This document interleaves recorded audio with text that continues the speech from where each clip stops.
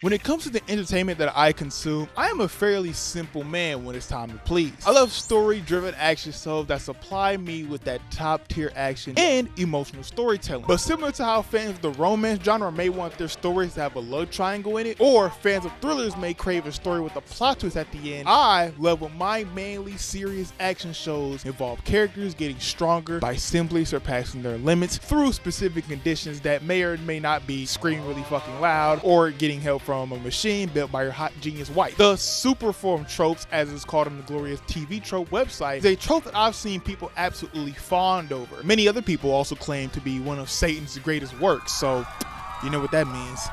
It's very divisive. For me, I've been on both sides when it comes to certain transformations, because while it's my favorite trope due to how much it can elevate a story through the cool moments it can add, and while also adding to a show's narrative, there are many times where the trope has also led to the exact opposite. Sometimes a super form can show up and it can be damn near useless in the story and not produce any noteworthy moments, and the stocks of said transformation will only be worse if it looks like it's as inspired as those Disney remakes we've been getting over the years. I've come to notice that almost every component of the super form concept comes with both its ups and downs. So today, I thought why not go through each component to really show you just how polarizing the super form trope really is. My first ever real exposure to super form surprisingly wasn't from Dragon Ball Z or any anime for that matter. It was actually Power Rangers, which is certainly a interesting way to be introduced to this concept. The team enhancements in Power Rangers looked honestly pretty cool majority of the time. The MMPR bros passing around the Dragon Shield to wear like it was some Cartier frames, or the SPD Rangers going SWAT mode and mag dumping on the monsters were all pretty cool to look at. But then something would come over the team behind Power Rangers and they would craft up these fucking over the top looking battleizers, and it kind of like ruined the whole thing for me. Battleizers, for all my non-Power Ranger folks, are Red Ranger exclusive forms that makes them strong enough to solo any damn opponent. It's like the Zenkai boost for the Red Ranger. The show would usually attach the battleizers onto an arc in the show that once our leader completed, they would gain access to, and most of the time these arcs were actually pretty engaging, giving the Red Ranger some neat character development, just for the payoff to be fucking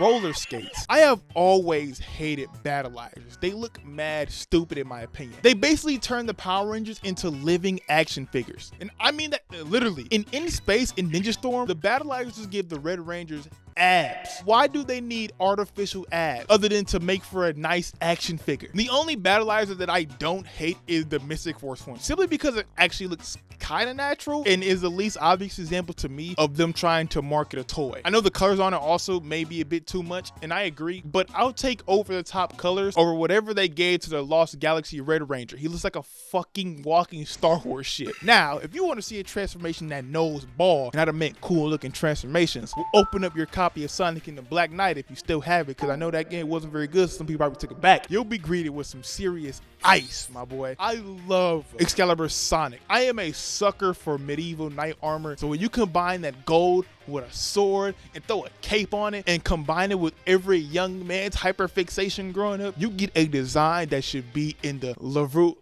What the fuck is that museum called? Sonic games get a lot of shit for being ass or completely average, and while that's another point for another time, we need to put respect on the design department because they deserve more praise. Looking across the board, the Sonic franchise doesn't have a single looking bad super form. They've been super consistent. Even though Super Sonic is just a Super Saiyan copy, it fits Sonic incredibly well. It even had me thinking it was like original to him. It's kind of embarrassing for me to admit, but I was one of the kids on the playgrounds who would go around saying that Super Saiyan copy Super Sonic. Yeah, go ahead and flame in the comments. I know, dumbass little kid. I also have to mention that the other Hedgehog looks are also badass. It could even be an argument that some of the other Super Hedgehog forms look better than Super Sonic. That whitish golden fur that they give Shadow is so clean. I especially love Super Silver's quills. Man, that is a fucking beautiful design. But back to Sonic, I mean, he still got hitters. You know, you got Dark Spine Sonic, which already sounds cool just by saying the name alone. But it's made even cooler when you look at the fucking design. I just love these storybook games. They truly deliver on everything, especially aesthetically with the new character designs too. Too bad they didn't deliver on anything gameplay wise, because playing them will fill you with nothing but dread. That doesn't mean you shouldn't make another one. Sega, please make another Sonic Storybook game. Please just make it, and make it good.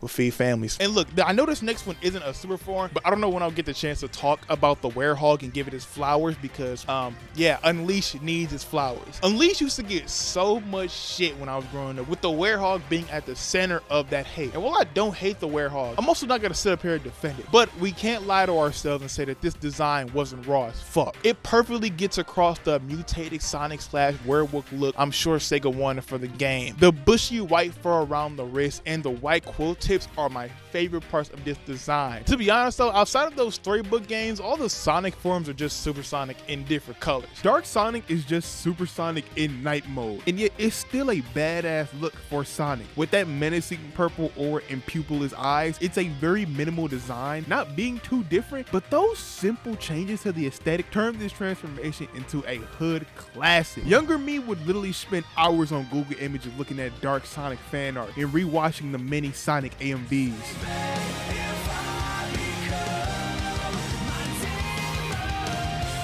This was so peak, man. Take me back. Now, I could have talked about Dragon Ball Z in this segment, but I'm saving Dragon Ball for later. So stay with me if you're here for Dragon Ball. I know Goku's on the thumbnail. I got y'all. Keep watching, please. Subscribe right here, too. It's Black History Month. Got no excuse not to be subscribed. Okay, next topic. One thing my brain will key in on when I watch mainly shows with transformation is how often they actually get used. If a form is introduced in a way that shows it's here to stay, then I try to keep a close eye on how much mileage the show gets out of it. I really hate when a cool form / ability is introduced in a show and it ever rarely gets used for no good reason at that. I honestly don't know what I would do if my favorite show had this problem. God damn it. I have talked a lot about how much I think the Ultimate Aliens in Ben 10 were fumbled in basically every aspect. But outside of how boring some of the designs look and how little story importance they had, their usage rate throughout the show is downright my biggest problem with them. When you name your show after the new shiny power-up for your main character, I hope you'd at least make an effort to make said power-up feel important or make it feel like it matters. But Ultimate Aliens in Ben 10 just feel like tacked on, like they had nothing else to call the show or market it with, so they just slapped it on there and said, here you go. It's the most here damn thing I have ever experienced. Ben just sometimes goes ultimate literally just because. He uses them with like no rhyme or reason. Sometimes it's because he needs more power, and other times it's just like, you know, I can just do this, so I'm gonna do it. Ultimate Aliens also don't even have a moment, mainly because they don't fucking do anything a lot of the time. In a lot of their appearances, the Ultimate Aliens are just here to get fucking fried. No diff. Ultimate Way Big is the grand reveal of the show's finale. And this is the moment where I thought, yes, an Ultimate Alien is about to kick some serious ass. And yeah, he does some cool things, but none of those cool moments are remembered, because moments later, he fucking loses to Acid Rain. And before you go to bringing up, oh, Ultimate Echo versus Kevin, yeah, that's a cool moment. What are you talking about? Look, it definitely is a moment in the show, but I feel like this moment is only iconic because of the subject matter at hand. Like, Ben being here to kill Kevin and almost going through with it is what makes it iconic and notorious in the community, not because Ultimate Echo is here. It definitely plays a part in the scene, but I'm gonna be honest, you could swap out Ultimate Echo with any base form alien and just have him go toe to toe with Kevin, make it play out the same, and like the scene would still be talked about, because Ben being ultimate in this situation really has no true effect on the situation. But I will humor you, and we can count it as the real moment, because I mean, to be fair, he uses an ultimate here, but that's only one real moment out of the 41 times we see an Ultimate Alien in this show. It is so sad how they squandered this concept and its potential, because it honestly is one of the more interesting things in Ben 10. And I would have loved if they didn't use it just as a way to market the show and actually gave it some real stance in the story. Now, if you want to see something done right in a Western animated show, all you gotta do is turn on The Last Airbender. It's basically a damn cheat code for peak Western animation. When I watched the show a few years back for the first time, as yes, I know I was late and ignorant to The Last Airbender's greatness. I'm sorry. I apologize. And yes, one day I will make a video on it. I promise. Maybe. I found myself really loving the concept of the avatar state. Being able to tap into a long lineage of past scales from past users is one of the many cool threads of this show. Being able to keep every avatar connected through this is so fucking dope to me, I'm not gonna lie. It's also dope, of course, to see, you know, an avatar enter God mode as they become virtually unstoppable. Pairing this form or mode or state with a main character like Aang, this young carefree airbender, allows him to go beast mode without it feeling out of character. The show knows how cool it is too, as it's used to full effect throughout the first series. As the first time we even see Aang, he's in the avatar state inside of the iceberg. The form, of course, gets tons of action scenes, the best being the final fight of the show. The avatar state plays a useful and pivotal part in that confrontation. I also love how they use it to exemplify Aang's emotions. Like the episode where Appa was taken, Aang literally flares in the rage into the avatar state, which lets you, the viewer, know that he is indeed, in fact, pissed off to insane levels amount. Though my favorite thing about the avatar state, alongside how much use it gets in the show, is how they make it known it also comes with some drawbacks. Avatar Roku tells Aang that dying in the avatar state will break the reincarnation cycle for the avatars, meaning if Aang goes bye-bye, so do the avatars. This adds stakes and a risk to this seemingly overpowered transformation for the character, and it makes it even more interesting to see the state, as anytime it shows up, there's always going to be that looming possibility in the back of your head that if Aang somehow loses and dies here, which he almost does in season 2, it's over for humanity, and I fuck with that heavy. The avatar state is a great concept with great execution, great utilization, with great drawbacks. This is how you build a super form. But at the end of the day, if your super form serves no importance to the narrative, then why should the audience care? And yes, this is the part.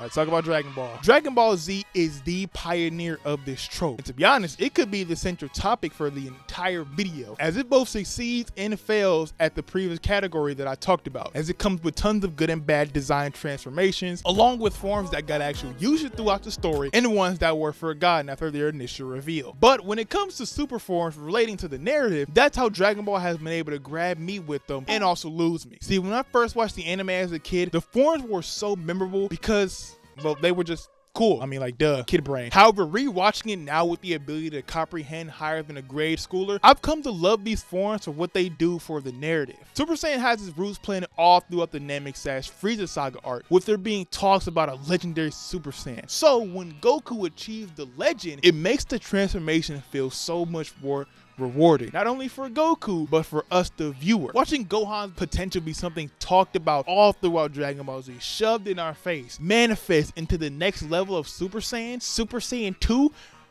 it was so rewarding to see, because the transformation actually paid off and didn't just come out of thin air. Then modern Dragon Ball rolls around and says, fuck all that, and starts handing forms out to motherfuckers all willy-nilly. Of course, not every form in Dragon Ball needs a deep story relevance, as it's not crazy to think that some niggas would just be able to transform without it being some deep story level underlining and yada yada yada, it being earned and it paid off and yada. Nah, it doesn't have to be all that. But when the form your big movie revolves around shows up so casually and it fails to impress us, the audience, it basically kills any reason for it to exist, in my opinion. Super Saiyan Blue, to me, started to show that most of these forms are just here for like marketing purposes, because they know that Dragon Ball Z transformations are the hottest thing you can sell the people. I strongly dislike Super Saiyan Blue, aka the worst named form of all time. Seriously, they thought calling this form Super Saiyan God Super Saiyan was so fucking tough. Blooper Saiyan failed as a form to me because it never felt important, and it's not even treated like a big milestone. Instead, it just feels like it's here to supply Goku and Vegeta with power that'll help them keep up with the story Super started telling. It sucks even harder when the first new form shown in the modern era stuck the landing. You may think the whole Super Saiyan God legend feel less organic than the original Super Saiyan legend in the Battle of Gods movie. I mean, the Super anime doesn't even show an original Super Saiyan God user like the movie. Or you may just hate the whole ritual activation thing as a whole, which is, you know, fine, of course, but all this just helped give Super Saiyan God actual story importance, with it being the driving force of this story and ushering in the new era of Dragon Ball. Also, my favorite part of it all is how it impacts Goku's character. Goku sort of rejects the form due to it not being obtained through his usual methods of hard work, which is like a mad interesting thing to me. So it sucks when the anime just, you know, dropped the form damn near entirely and forgot about it up until the Tournament of Power arc. To us, it seemed like Vegeta didn't even get the base God form, since he never used it in the anime up until until the Super Broly movie, because casuals aren't reading the manga. I know it showed up in the manga, but nobody reading that shit. I'm sorry, you know Dragon Ball fans don't read. I seriously thought they put a Super Saiyan 3 with him. We're just gonna ignore the fact that he never even touched Super Saiyan God. I remember when I first saw Dragon Ball Superhero, another dumbass naming convention, and I was on cloud 9 when Gohan went beast. But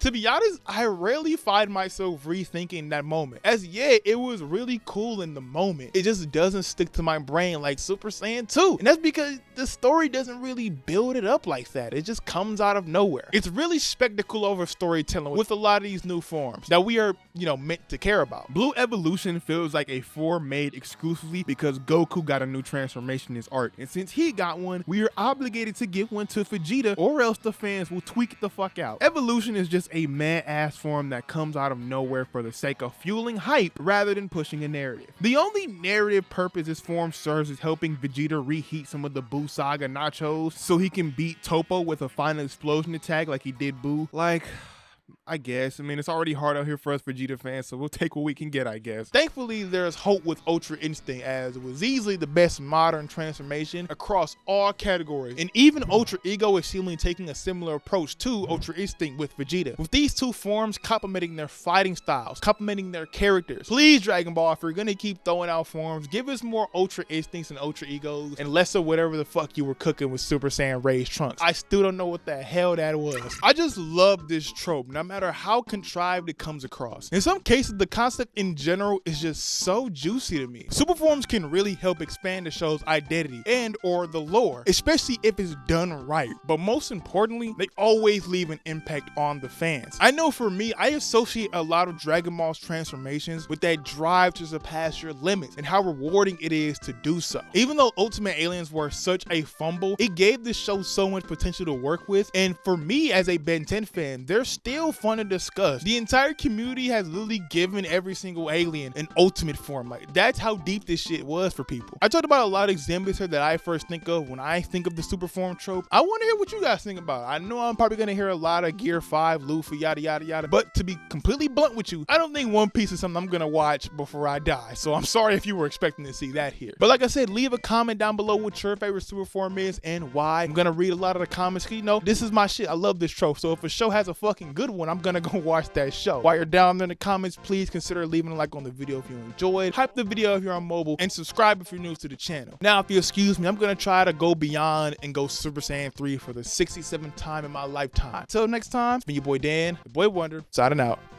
Peace.